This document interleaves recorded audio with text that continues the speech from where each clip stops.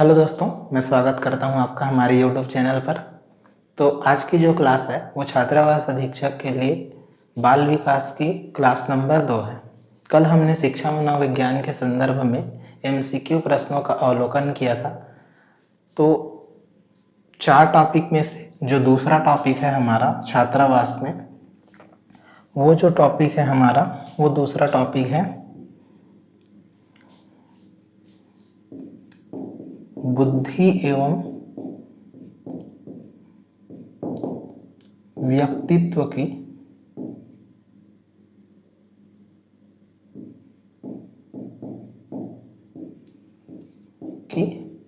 अवधारणा। तो बुद्धि एवं व्यक्तित्व की अवधारणा से संबंधित हम इस एमसीक्यू प्रश्नों का आज अवलोकन करेंगे। तो आइए इस सीरीज में आगे बढ़ते हैं। तो इस सीरीज में पहला प्रश्न हम देखते हैं, निम्न में से कौन सा बुद्धिमान बच्चे का लक्षण नहीं है? तो वह जो लंबे निबंधों को बहुत जल्दी याद रखने की क्षमता रखता है। तो यदि जो बालक है, यदि वो बुद्धिमान है, तो जाहिर सी बात है उसके लिए कुछ भी बहुत बड़ा निबंध याद रखना एक सरलता काम है। वह जो प्रवाहपूर्ण एवं उचित तरीके से संप्रेषण करने का क्षमता रखता है। तो जो बुद्धिमान है वो प्रवाहपूर्ण और उचित तरीके से अपनी भाषा को, बात को रखने का सामर्थ्य रखता है। संप्रेषण का मतलब है कि आदान प्रदान कर सकता है, बोलचाल कर सकता है। वह जो मूर्त रूप से सोचता रहता है। तो इसका कारण क्या है? मूर्त रूप से सोचना अर्थात यदि किसी चीज़ों को, जैसे उसको दरवाजे के बारे में बताया जाए तो तुरंत वो चित्र बनाने लग जाएगा कि दरवाजा मूर्त रूप में, पंखा। तो वो हमेशा जो है वो मूर्त रूप में कुछ ना कुछ सोचते रहता है। वह जो नए परिवेश में अगला है, वह जो नए परिवेश में स्वयं को समायोजित कर सकता है। तो बुद्धिमान व्यक्ति अपने आप को किसी भी परिस्थिति में क्या कर सकता है? समायोजित कर सकता है। तो इसमें जो फंसने वाली स्थिति है यहाँ पर, वो है जो मूर्त रूप में सोचता रहता है। तो ये जो बच्चा है ये अपने आप में ही क्या रहता है? कंफ्यूज रहता है। तो ये जो है बुद्धिमान बच्चे का लक्षण नहीं है। तो इस रूप में हमारा हो जाएगा आंसर नंबर सी।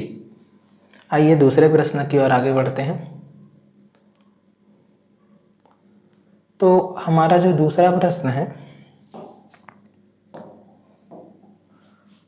एक बच्चे की मानसिक आयु 12 वर्ष एवं वास्तविक आयु 10 वर्ष है, तो उसकी बुद्धि लब्धि क्या होगी? तो बुद्धि लब्धि का जो है फॉर्मूला होता है IQ। IQ इक्वल टू होता है हमारा मानसिक आयु बटे वास्तविक आयु, और फिर हम इसका गुणा करते हैं 100 से। तो हमको जो है IQ यानी बुद्धि लेवल का जो है पता चल जाता है। तो यहाँ जो है मानसिक आयु का मान जो है हमारा है 12, वास्तविक आयु का मान है हमारा 10, और इसको गुणा करना है 100 से। तो 10 दहम 100, फिर 12 दहम हो जाएगा 120। तो ये जो है ऑप्शन में हमको दिखाई दे रहा है 120। बुद्धि उपलब्धि से बहुत सारे प्रश्न जो है पूछे जा चुके हैं, चाहे वो CGTET हो, शिक्षक भर्ती हो, या फिर अन्य कोई सभी एग्जाम हो, CTET, KVS इत्यादि में इससे रिलेटेड जो प्रश्न है वो पूछे ही जाते हैं। तो बुद्धि वाला हम टॉपिक पढ़ रहे हैं, बुद्धि एवं व्यक्तित्व की अवधारणा। तो बुद्धि के हिसाब से ये जो प्रश्न है इम्पोर्टेंट हो जाता है। एक बालक जिसकी बुद्धि उपलब्धि 105 है, उसे वर्गीकृत किया गया जाएगा, या फिर उसे वर्गीकृत किया जाएगा। श्रेष्ठ बुद्धि वाला बालक है, सामान्य बुद्धि वाला बालक है, सामान्य से कुछ अधिक है, मंद बुद्धि है। तो ये जो मान है हमारा, ये जो है 110 तक जो होता है वो सामान्य बुद्धि का होता है, और 70 से जो नीचे वाला होता है वो जो है हमारा मंद बुद्धि है, और श्रेष्ठ बुद्धि जो होता है वो 130 प्लस होता है IQ लेवल के लिए। तो ये बात जो है आप ध्यान रखेंगे। 110 तक जो है सामान्य बुद्धि है, 80 से प्लस 110 तक। आगे बढ़ते हैं। चौथा प्रश्न हमारा है, हावर्ड गार्डनर ने निम्न में से एक को छोड़कर बाकी सभी बुद्धि के प्रकार बताए हैं। तो 4 ऑप्शन यहाँ दिखाई दे रहे हैं। पहला जो है भाषा, सृजनात्मकता, अंतर व्यक्ति कौशल, अंतः व्यक्ति कौशल। तो हावर्ड गार्डनर जो हैं बहुआयामी बुद्धि के क्या हैं, विकास के प्रतिपादक हैं, बहुआयामी बुद्धि विकास के सिद्धांत के प्रतिपादक हैं। इन्होंने प्रारंभ में जो है बुद्धि के 7 प्रतिमान दिए हैं। कभी कभी इससे भी प्रश्न पूछ देता है। प्रारंभ में जो है बुद्धि के इन्होंने 7 प्रतिमान दिए थे, 7 प्रकार के बुद्धि बताए थे। फिर उसमें 2 प्रकार की बुद्धि और ऐड कर दिया गया। तो कुल यदि इसकी बुद्धि की बात करें तो अब जो है इसकी बुद्धि के प्रकार जो हैं वो हो गए हैं 9 प्रकार के। तो हावर्ड गार्डनर ने इनमें से किसको छोड़ा है, तो उन्होंने बुद्धि में सृजनात्मकता को क्या किया है, छोड़ा है। क्रिएटिविटी, किसी भी चीज को सृजन करना, इन्होंने इसका बुद्धि का पार्ट है, इसको नहीं माना। भाषाई बुद्धि है, अंतर व्यक्ति कौशल है, दूसरे व्यक्तियों से किस प्रकार से मिलना है। अंतः व्यक्ति कौशल है, स्वयं से जो बुद्धि का निर्माण होगा वो इससे, और ये दूसरों के द्वारा जो बुद्धि का निर्माण होगा उससे। फिर आगे देखते हैं हमारा 5वां प्रश्न। गार्डनर के साथ बुद्धि का अधिमान निर्धारित किया, सॉरी 7 हो गया ये, गार्डनर ने 7 बोला गया, जो मैंने अभी बताया 7 बुद्धि का अधिमान निर्धारित किया। इनमें से कौन सा शामिल नहीं है, तो स्थान संबंधी बुद्धि जो है ये शामिल है। अंतर व्यक्तिक बुद्धि अभी हमने देखा, ये भी शामिल है। भाषाई बुद्धि हमने अभी देखा, ये भी शामिल है। उन्होंने बुद्धि के प्रकार में भावनात्मक बुद्धि को स्थान नहीं दिया है, इस बात का आपको ध्यान रखना है।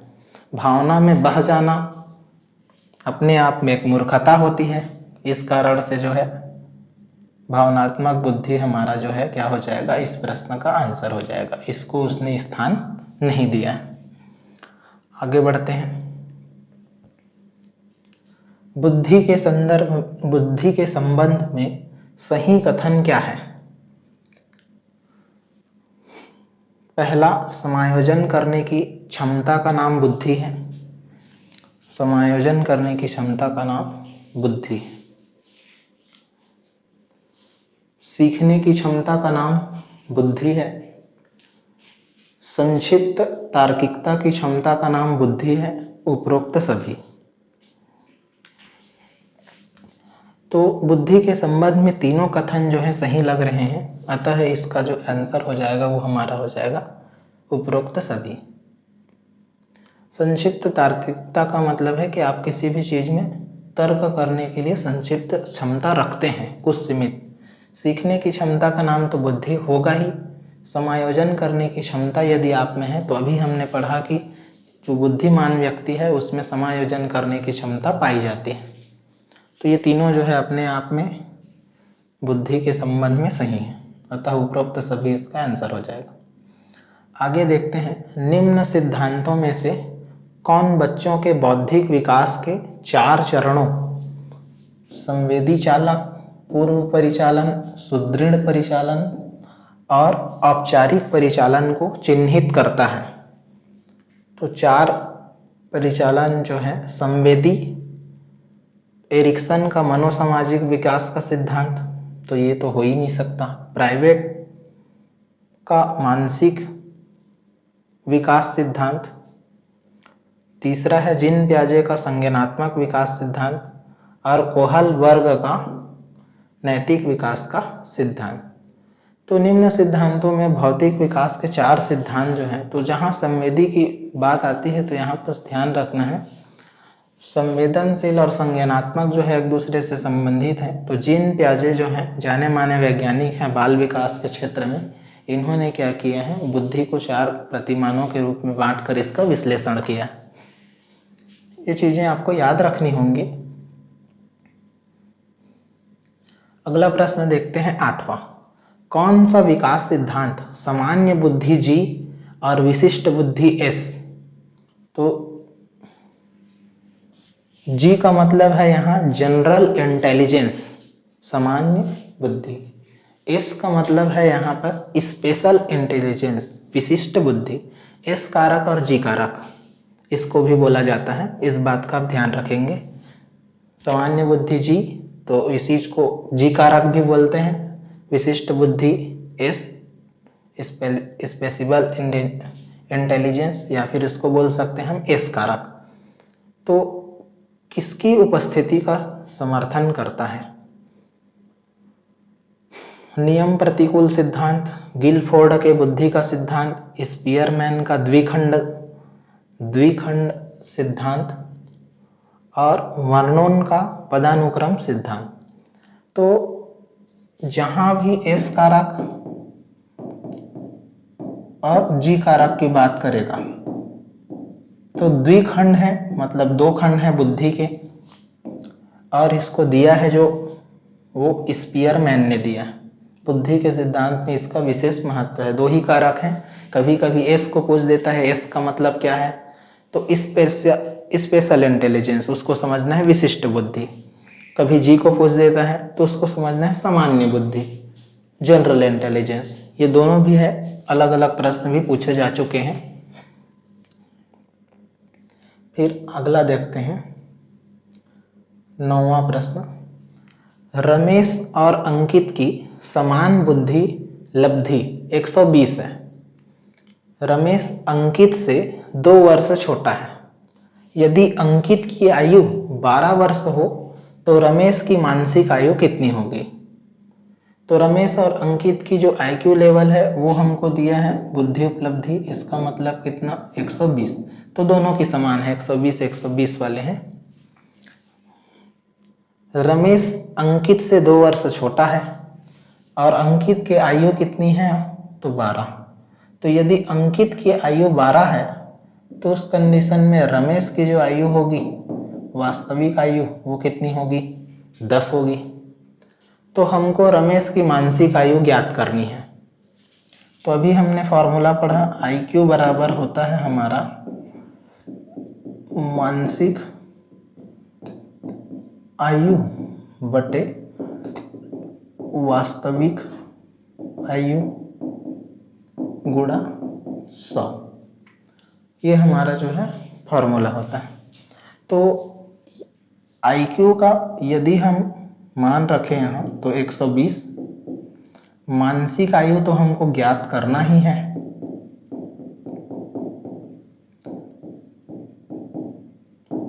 वास्तविक आयु हमको पता चल गई, रमेश 2 वर्ष छोटा था, इस कारण से 10, और ये जो है तो 10 तो हम हो जाएंगे 100। फिर 10 जो है वहाँ गुणा के रूप में है, इस तरफ आएगा फिर वो हो जाएगा हमारा भाग के रूप में। तो ये हो जाएगा भाग के रूप में मानसिक आयु। तो 0 से ये 0 कटा तो बचा कितना, 12। अर्थात रमेश की जो है मानसिक आयु वो कितनी होगी, तो वो होगी 12 वर्ष। आगे बढ़ते हैं, बुद्धि लब्धि, जो ये IQ टेस्ट हम कर रहे हैं उसके मापन के जन्मदाता कौन है? तो पहला दिया है स्टर्न, दूसरा दिया है अल्फ्रेड बिने, इसका पूरा नाम होता है टर्मेन, इनमें से कोई नहीं। तो बिने ने स्टार्ट किया था बुद्धि लब्धि का, सर्वप्रथम परीक्षण जो है अल्फ्रेड बिने ने किया था, ये आपको याद रखना है। लेकिन IQ लेवल जो टेस्ट का काम किया है वो टर्मेन ने किया है। बिने जो है बुद्धि लब्धि, कभी कभी इन दोनों प्रश्नों में कंफ्यूज हो जाता है। अल्फ्रेड बिने जो होता है उन्होंने क्या किया है, तो बुद्धि को पहले जांचने का काम उन्होंने किया, परीक्षण करने का। लेकिन IQ वाला बाद में जो है उसके बाद दिया किन्होंने, टर्मेन ने। तो ये टर्मेन इस प्रश्न का आंसर हो जाएगा, IQ का टर्मेन। बुद्धि के बहुकारक सिद्धांत के प्रतिपादक हैं। तो बुद्धि के बहुकारक सिद्धांत के 3 प्रतिमान होते हैं। बहुकारक सिद्धांत जो है थार्नडाइक महोदय ने इसको प्रस्तावित किया है, तो ये आपको याद रखना है। अब हर बार यदि बुद्धि बुद्धि ही क्यों दिखाई दे रहा है, क्योंकि इस टॉपिक में हम पढ़ रहे हैं बुद्धि एवं व्यक्तित्व की अवधारणा, इस कारण से उसी से रिलेटेड ही पूरे प्रश्न दिखाई दे रहे हैं। अगला देखते हैं, गिलफोर्ड ने अभिसारी चिंतन का पद प्रयोग किसके समान अर्थ में किया है। तो अभिसारी चिंतन का मतलब होता है, आप किसी चीज के बारे में यदि चिंतन कर रहे हैं तो आप उसको क्या कर सकते हैं, विकसित कर सकते हैं, फैला सकते हैं।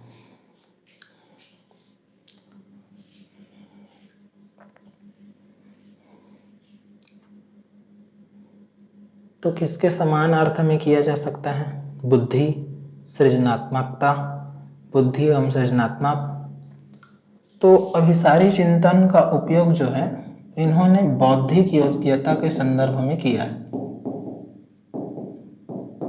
बुद्धि की जो योग्यता होती है उसके समान अर्थ के लिए उन्होंने किया है। तो बौद्धिक योग्यता और बुद्धि जो है अलग अलग है, तो उस पर कंपेयर नहीं करना है। सृजनात्मक तो हो ही नहीं सकता क्योंकि ये तो ऑलरेडी बाहर रहता है, बुद्धि है नहीं हमारा, तो बुद्धि और दोनों ये भी नहीं हो सकते। तो कई बार ऐसे प्रश्नों में जो है हम ये और ये दोनों दिखाई देता है तो हम सी को टिक मार देते हैं, लेकिन इस कंडीशन में कभी कभी इनमें से कोई नहीं भी आंसर होता है, इस बात का आप ध्यान रखेंगे। आगे बढ़ते हैं, 13वां प्रश्न देखते हैं, बुद्धि लब्धि के आधार पर विभिन्न समूह में विद्यार्थियों का वर्गीकरण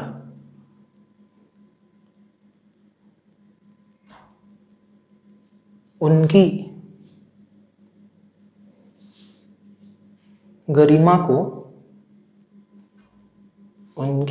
गरिमा को खाली स्थान और उनके शैक्षणिक निष्पादन को खाली स्थान है। तो उनकी गरिमा को बुद्धि लब्धि के आधार पर आप यदि विद्यार्थियों को बांट देंगे कि इसका IQ लेवल इतना है, इसका IQ लेवल इतना है, तो उसमें जो है उनकी गरिमा घटती है, ये बात तो ठीक है, क्योंकि वो अपने आप को असहज महसूस करेगा और उसको लगेगा कि अरे मैं तो कम बुद्धि का हूं, तो गरिमा घटती है। तो गरिमा को घटाता है IQ लेवल में बांटना। और उसके शैक्षणिक निष्पादन को, तो उनके शिक्षा के स्तर को, शैक्षणिक निष्पादन को क्या करता है, तो उसको नहीं घटा सकता। शैक्षणिक निष्पादन जो है बढ़ा भी नहीं सकता, जैसी उसकी स्थिति रहेगी, पढ़ने लिखने की जो कैपेसिटी रहेगी वो वैसी की वैसी ही रहेगी।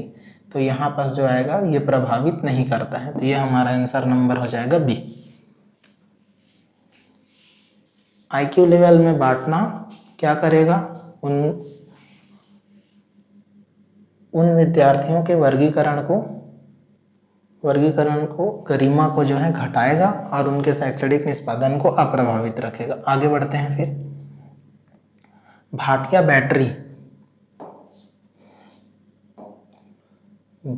बैटरी, तो ऐसा लगता है ये बैटरी है, लेकिन ये वैज्ञानिक का नाम है, तो इसको बैटरी समझने की भूल बिल्कुल भी नहीं करना है। निम्न में से किसके परीक्षण हेतु किया जाता है, पहला व्यक्तित्व, दूसरा बुद्धि, तीसरा सृजनात्मक और चौथा अभिवृत्ति। तो भाटिया बैटरी ने जो है बुद्धि के संदर्भ में प्रयोग किया, और आपका चैप्टर भी चल रहा है अभी बुद्धि एवं व्यक्तित्व की अवधारणा, तो इसका जो उत्तर हो जाएगा वो हो जाएगा बुद्धि। भाटिया बैटरी का प्रयोग, भाटिया बैटरी एक वैज्ञानिक का नाम है और उन्होंने बुद्धि के परीक्षण हेतु क्या किया है, प्रयोग किया है। आगे बढ़ते हैं, किसने सबसे पहले बुद्धि परीक्षण का निर्माण किया। तो बुद्धि परीक्षण का निर्माण जो है सबसे पहले अल्फ्रेड बिने ने किया। मैंने इससे पहले वाले प्रश्न में आपको बताया, अल्फ्रेड बिने ने बुद्धि परीक्षण का निर्माण किया, लेकिन चार्ल्स एडवर्ड स्पीयरमैन ये जो है क्या करते हैं, तो ये जो है एस कारक और जी कारक वाले हैं, और टर्मैन जो हमारे हैं वो बुद्धि लब्धि वाले हैं। तो ये प्रश्न आ भी गया। बुद्धि की स्पीयरमैन परिभाषा में जी कारक है, तो G4 जो होता है वो होता है हमारा जनरल इंटेलिजेंस,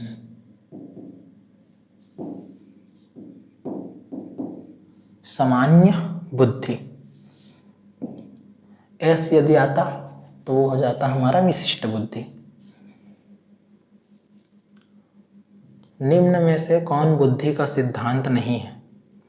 तो एक तत्व का सिद्धांत ये बुद्धि का सिद्धांत है, द्वितत्व का सिद्धांत ये भी बुद्धि का सिद्धांत है, बहुत तत्व का सिद्धांत तो ये बहुत हो गया है, बहुतत्व का सिद्धांत ये भी बुद्धि का सिद्धांत, प्रत्यागमन का सिद्धांत ये बुद्धि का सिद्धांत हमारा नहीं है। तो ये इस प्रश्न के हमारे लिए क्या हो जाएगा, आंसर हो जाएगा। बुद्धि का सिद्धांत नहीं है बोला है तो प्रत्यागमन का सिद्धांत जो है बुद्धि का सिद्धांत नहीं है।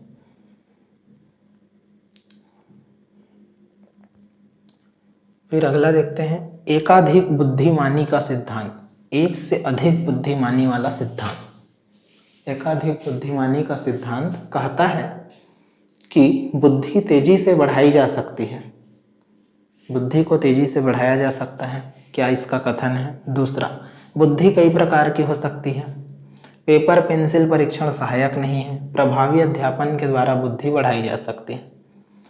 तो ये सभी चीजें तो सही लग रही हैं, लेकिन एकाधिक बुद्धिमानी का सिद्धांत तो एक से अधिक, तो यहाँ पर ये इसकी बात कर रहा है, बुद्धि कई प्रकार की हो सकती है, सामान्य बुद्धि, विशिष्ट बुद्धि, मंद बुद्धि, जड़ बुद्धि, ये सब जो है बुद्धि के प्रकार हैं, टाइप्स ऑफ इंटेलिजेंस। फिर आगे बढ़ते हैं।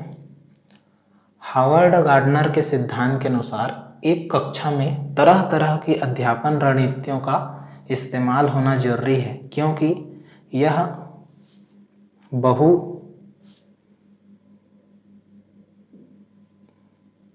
बुद्धिकता को निष्पादित करने में मददगार है, यह सामान्य बौद्धिकता को बढ़ाने में मददगार है, यह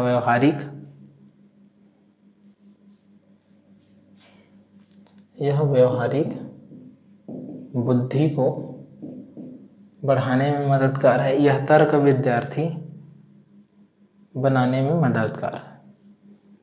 तो हावर्ड गार्डनर का जो सिद्धांत है बहुआयामी बुद्धि का सिद्धांत है, इसके सिद्धांत का नाम है बहुआयामी बुद्धि।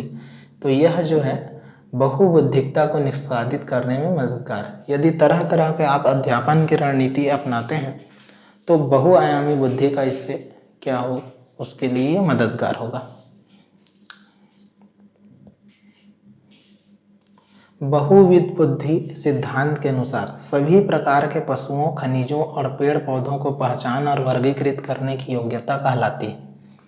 तो बहुविध बुद्धि मतलब बहुत प्रकार की बुद्धि, तो उनमें से सभी प्रकार के पशुओं, खनिजों, पेड़ पौधों को पहचान करना है और वर्गीकृत करने की जो योग्यता है वो बुद्धि के किस प्रकार में आएगी ये आपको बताना है। तो पशु, खनिज, पेड़ पौधे की पहचान करना है। तो तार्किक गणितीय बुद्धि ये नहीं हो सकता हमारा, प्राकृतिक बुद्धि हाँ ये हो सकता है। आगे बढ़ते हैं। भाषिक बुद्धि, भाषा का तो इसमें कोई स्थान ही नहीं दिख रहा है, स्थानिक बुद्धि तो प्लेस के हिसाब से भी नहीं दिख रहा है।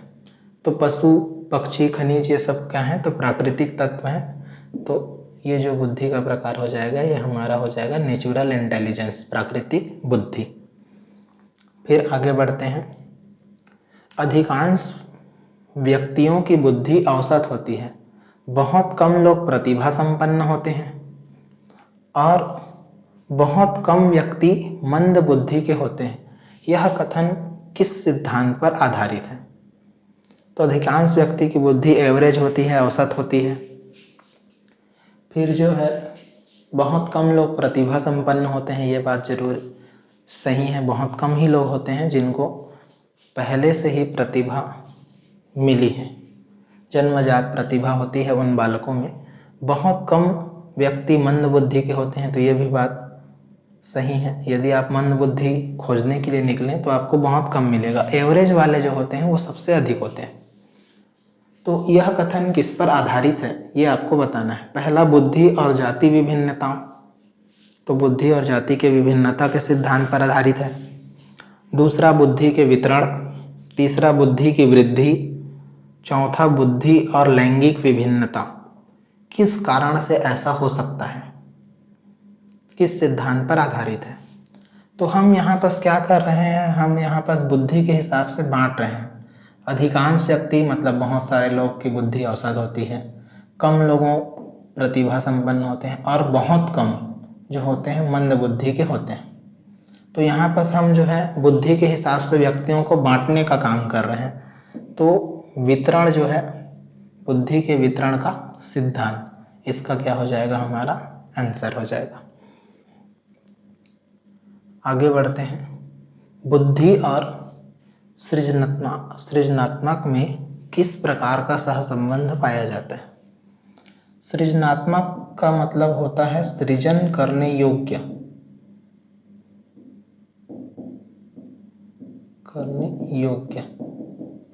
इसको हम बोल सकते हैं क्रिएटिव पर्सन।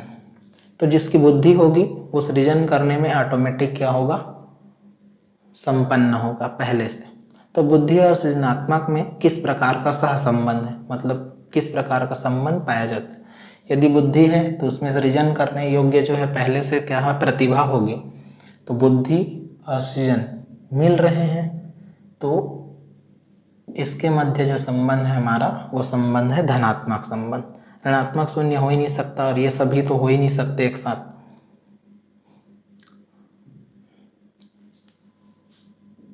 हावर्ड गार्डनर का बुद्धि का सिद्धांत किस पर बल देता है? तो शिक्षार्थियों में अनुबंध कौशलों का, तो यहाँ पर शिक्षार्थी की बात नहीं हो रही है, कल हो रहा था शिक्षार्थी की जो बात है। सामान्य बुद्धि, विद्यालय में आवश्यक समान योग्यताओं, प्रत्येक व्यक्ति की विलक्षण योग्यता। तो हावर्ड गार्डनर जो है बहुआयामी बुद्धि का सिद्धांत है और वो ये मान के चलता है कि प्रत्येक व्यक्ति में अपनी एक विलक्षण बुद्धि जो होती है वो पाई जाती है। तो विलक्षण योग्यता के बारे में हावर्ड गार्डनर का बहुबुद्धि का सिद्धांत बल देता है। और वैसे भी ये माना भी जाता है कि प्रत्येक विद्यार्थी में या फिर प्रत्येक बालक में कुछ न कुछ विलक्षण जो है क्वालिटी पाई जाती है, जो उसके पास जन्मजात होती है। अगला हमारा 24वां प्रश्न है, बुद्धि लब्धि के संबंध में क्या सत्य है? तो बुद्धि लब्धि के संबंध में क्या सत्य है? बौद्धिक आयु से व्युत्क्रमी संबंधित है, काल अनुक्रमिक आयु से प्रत्यक्ष संबंधित है, काल अनुक्रमिक आयु से व्युत्क्रमी संबंधित है। तो अभी हमने फॉर्मूला देखा ही है, IQ बराबर मानसिक आयु बटे वास्तविक आयु। तो वास्तविक आयु जो है ये हमारा समय के हिसाब से है, इसको थोड़ा सा समझेंगे। वास्तविक आयु जो है हमारा समय के हिसाब से, और उसी को बोला गया है काल अनुक्रमिक, मतलब काल के क्रम के अनुसार, समय के अनुसार आयु। तो प्रश्न में इस प्रकार से जो है कल हो गया है, ये काल अनुक्रमिक है समय के हिसाब से। तो समय के हिसाब से जो है IQ कैसे संबंधित है, तो आप देखेंगे तो ये इसके बराबर में होता तो हम इसको बोलते हैं प्रत्यक्ष, लेकिन वास्तविक आयु जो है ये इसके व्युत्क्रम में स्थित है, तो हम इसको बोलेंगे कि यह कैसे संबंधित है, काल अनुक्रमिक आयु से व्युत्क्रमी संबंधित है।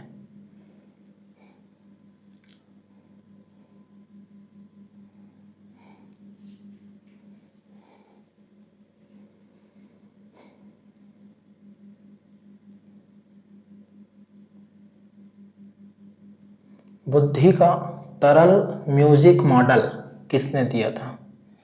तो बुद्धि का तरल म्यूजिक मॉडल, इसको मोजेक मॉडल भी कहते हैं, तरल मोजेक मॉडल किसने दिया था? तो किलफोर्ड हो गए, त्रिआयामी बुद्धि का सिद्धांत दिया था। थर्स्टन जो है स्पीयरमैन तो द्विकारक सिद्धांत वाले हैं। तो कैटल। तो ये आपको याद रखना पड़ेगा कि बुद्धि का तरल मोजेक मॉडल का सिद्धांत जो है कैटल महोदय ने दिया था। फिर आगे बढ़ते हैं। हमारा 26वां प्रश्न है, चेस तथा कार्ड को निम्न में से किसमें वर्गीकृत किया जा सकता है? तो चेस जो है, यहाँ चेस बोला गया है, उसका मतलब हुआ शतरंज का खेल, शतरंज का खेल। और यहाँ जो कार्ड की संज्ञा दी गई है ये हमारा है प्लेइंग कार्ड, दूसरे शब्दों में ताश के पत्ते। तो शतरंज और ताश वाले कार्ड को निम्न में से किस में वर्गीकृत किया जा सकता है? तो लड़ाई वाले खेल में। तो क्या शतरंज और ताश खेलने में लड़ाई हो जाता है? वो अलग बात है कि घर घर में कुछ लड़ाई हो जाती है, लेकिन इसका मतलब ये यहाँ पर उत्तर नहीं ले लेना है उसको, वो एक खास परिहास की बात है। आगे फिर बौद्धिक खेल है, ज्ञान का प्रयोग होता है। तो शतरंज में तो होता ही है, ताश में भी होता है। प्रयोग खेल है तो क्या इसमें प्रयोग करेंगे? एक्सपेरिमेंटल कुछ है नहीं। गतिमान खेल है, दौड़ के खेलना पड़ता है, क्या कूद के खेलना पड़ता है? आराम से बैठे बैठे खेलते हैं, तो गतिमान भी खेल नहीं है। प्रयोगात्मक खेल भी नहीं है, लड़ाई झगड़ा वाला बात ही नहीं है, तो इसका मतलब बौद्धिक खेल है। तो और ऐसे भी बुद्धि वाला टॉपिक चल रहा है तो बुद्धि के हिसाब से ही क्वेश्चन आएंगे। कई बार आपका लॉजिक भी है जो सही हो जाता है बाल विकास में। मनोविज्ञान के अनुसार बुद्धि, तो मनोविज्ञान के अनुसार जो है बुद्धि क्या है? सीखने की क्षमता है, अमूर्त चिंतन की योग्यता है, या तो ए या बी, ए और बी दोनों। तो मनोविज्ञान के अनुसार बुद्धि जो है सीखने की क्षमता भी है, और हमने अभी एक पहले वाले प्रश्न में देखा कि संक्षिप्त रूप से तर्क करने की क्षमता जो है वो विद्यमान होती है बुद्धि के कारण। तो उसके हिसाब से हम यदि देखेंगे तो अमूर्त चिंतन, निराकार दोनों आएगा, तो इसका मतलब ये हमारा जो है इसका आंसर हो जाएगा हमारा आंसर नंबर डी। फिर आगे बढ़ते हैं, बुद्धि लब्धि निकालने का सूत्र है। तो बुद्धि लब्धि निकालने का सूत्र है, तो इसको थोड़ा सा जमा कर लिख देते हैं यहाँ। मानसिक आयु गुणा वास्तविक आयु, वास्तविक आयु बटे मानसिक आयु, मानसिक आयु बटे वास्तविक आयु गुणा 100, और वास्तविक आयु प्लस मानसिक आयु। तो हमारा आईक्यू निकालने का, बुद्धि लब्धि को ही बोला जाता है आईक्यू, आईक्यू टेस्ट। तो हमने इसके सूत्र का उपयोग कर ही लिया है, तो आपको पता चल ही गया होगा कि आंसर नंबर सी इसका क्या होगा, उत्तर होगा। फिर आगे बढ़ते हैं, गोलमैन, जैसे स्पीयरमैन था, लगता है उसका छोटा भाई है गोलमैन, लेकिन ऐसा बिल्कुल भी नहीं है, दोनों अलग अलग पर्सन। तो गोलमैन महोदय इसमें से किससे संबंधित हैं? इन्होंने क्या काम किया है? तो ये लोग आध्यात्मिक को तो मानते ही नहीं है, तो सबसे पहले इसको कट कर देंगे। सामाजिक बुद्धि हो सकता है, संवेगात्मक बुद्धि, सामान्य बुद्धि। तो यहाँ बुद्धि का प्रकार नहीं पूछ रहा है। सामाजिक बुद्धि और संवेगात्मक बुद्धि, तो ये दोनों जो है बुद्धि के सिद्धांत हैं। तो ये दोनों ऑप्शन तो कट हो गए। सामाजिक बुद्धि का सिद्धांत जो है गोलमैन ने नहीं दिया है, संवेगात्मक बुद्धि का सिद्धांत जो है गोलमैन ने दिया है। तो इसका जो है उत्तर हो जाएगा आपका आंसर नंबर बी।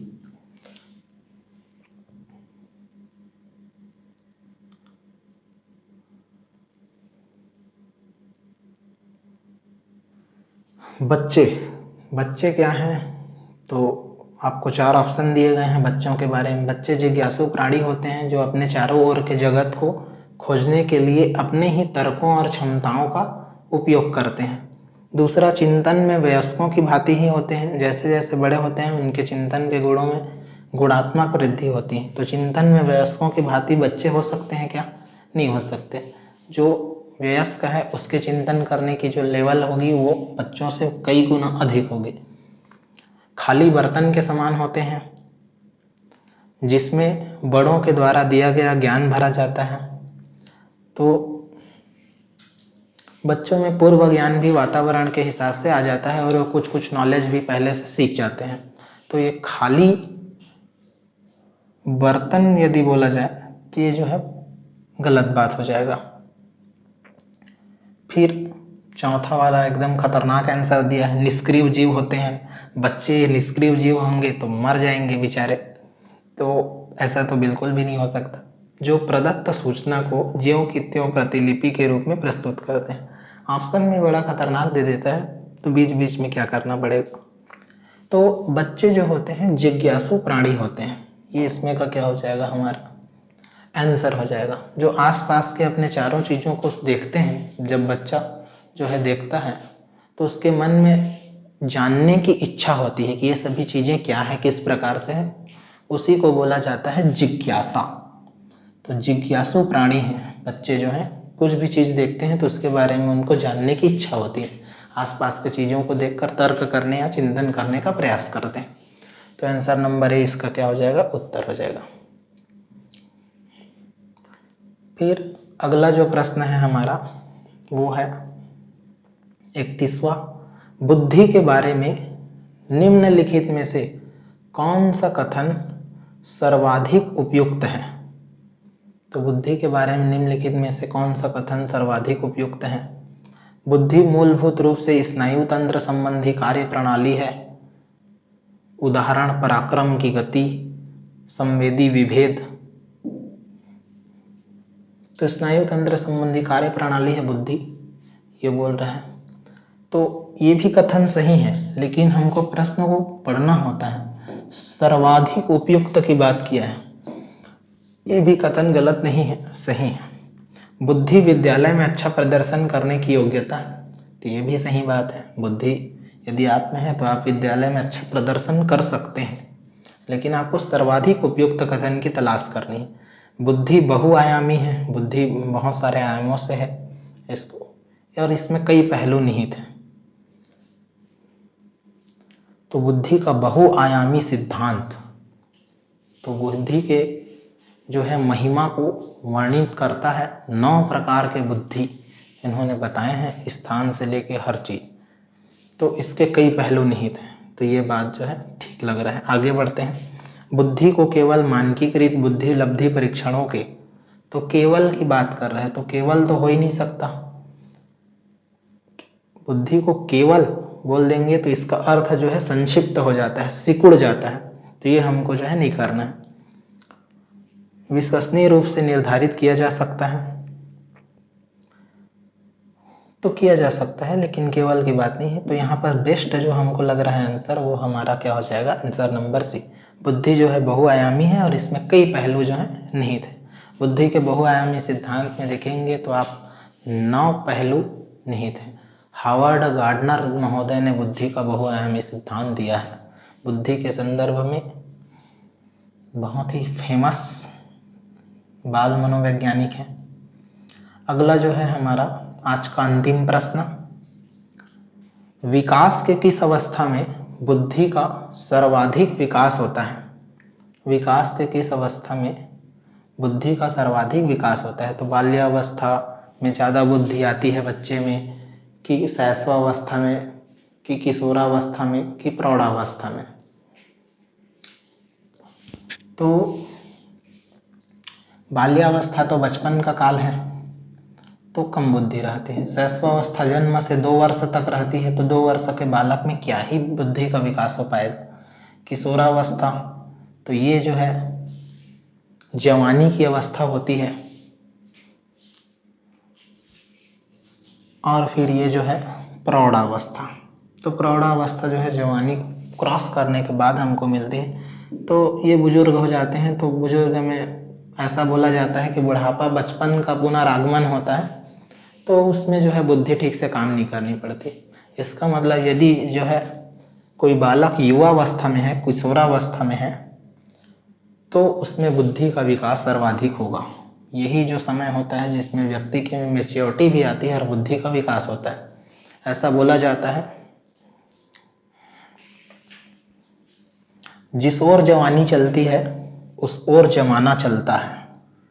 तो ये लाइन जो है यहाँ पर परफेक्ट बैठ रहा है। तो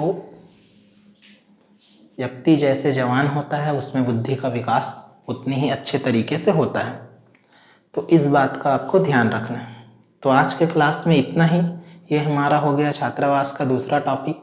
ये सभी प्रश्न जो हैं बहुत ही इम्पोर्टेंट है और इसको छांट कर चुन कर जो है लाया गया। बाकी आज के लिए इतना ही। ठीक है, धन्यवाद।